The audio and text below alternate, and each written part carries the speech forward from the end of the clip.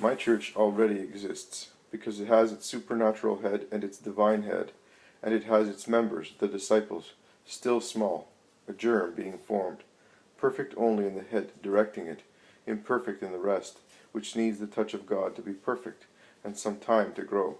But I solemnly tell you that it already exists, and that it is holy on account of him who is its head, and of the good will of the just members composing it. It is holy and invincible. Hell, consisting of demons and men-demons, will hurl itself against it thousands of times, and will fight it in thousands of ways, but it will not prevail. The edifice will be unshakable. But the building is not made with only one stone. Look at the temple over there, large, beautiful in the setting sun. Is it made with only one stone? It is a complex of stones forming a harmonious whole. We say, the temple, that is, one unit. But this unit is made with the many stones that have composed and formed it. It would have been useless to lay the foundations, if they were not to support the walls and the roof, if no walls were to be raised on them.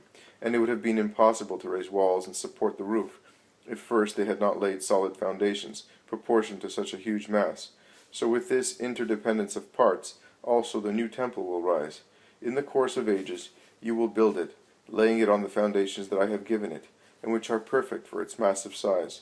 You will build it under the direction of God, with the good things used to raise it, the spirits, in which God dwells. With God in your hearts, to make them polished, flawless stones for the new temple, with his kingdom established with its laws in your spirits. Otherwise you would be badly baked bricks, worm-eaten wood, chipped, cracked stones that do not last and are rejected by the builder, if he is wary, or they do not hold out.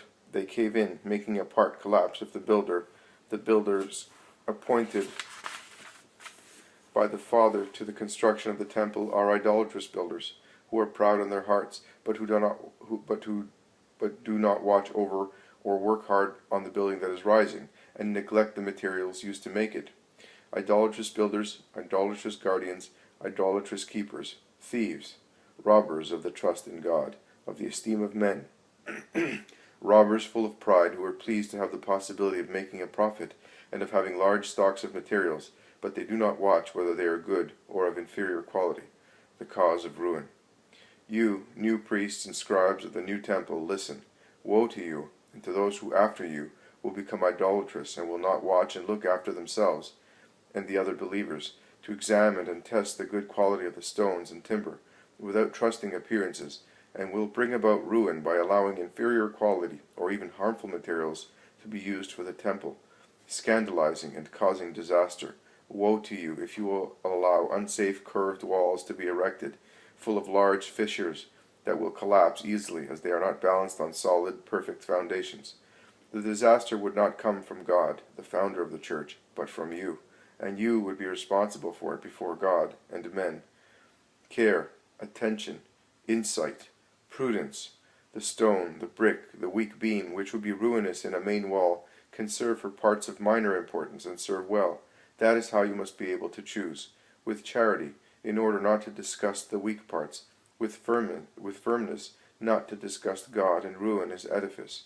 And if you become aware that a stone, already laid to support a main corner, is not good or is not balanced, be brave, bold, and remove it from that place. Mortify it by squaring it with the chisel of holy zeal.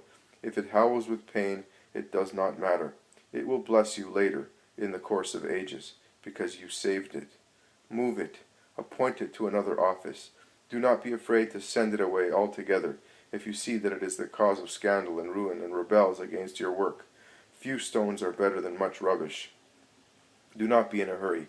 God is never in a hurry, but what he creates is eternal, because well thought over before being carried out. If it is not eternal, it will last to the end of time. Look at the universe. For ages, for thousands of centuries, it is as God made it through subsequent operations. Imitate the Lord. Be as perfect as your Father. Keep his law and his kingdom in you, and you will not be unsuccessful.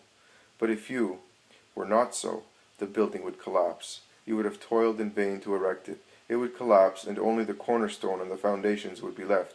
That is what will happen to that one.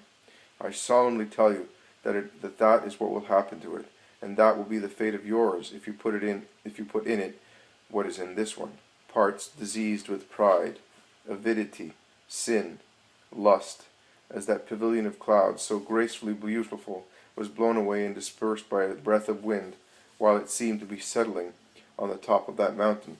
Likewise, at a gust of a wind of supernatural and human punishment, will tumble the buildings that are holy by name. Jesus is silent and pensive. He resumes speaking only to say, "Let us sit down here and rest a little." They sit down on the slope of the Mount of Olives in front of the temple, kissed by the setting sun. Jesus looks fixedly at that place and sorrowfully. The others are proud of its beauty, but a veil of worry, left by the words of the Master, is spread on their pride. And if that beauty should really perish? Peter and John speak to each other, and then they whisper something to James of Alphaeus and Andrew, who nod assent.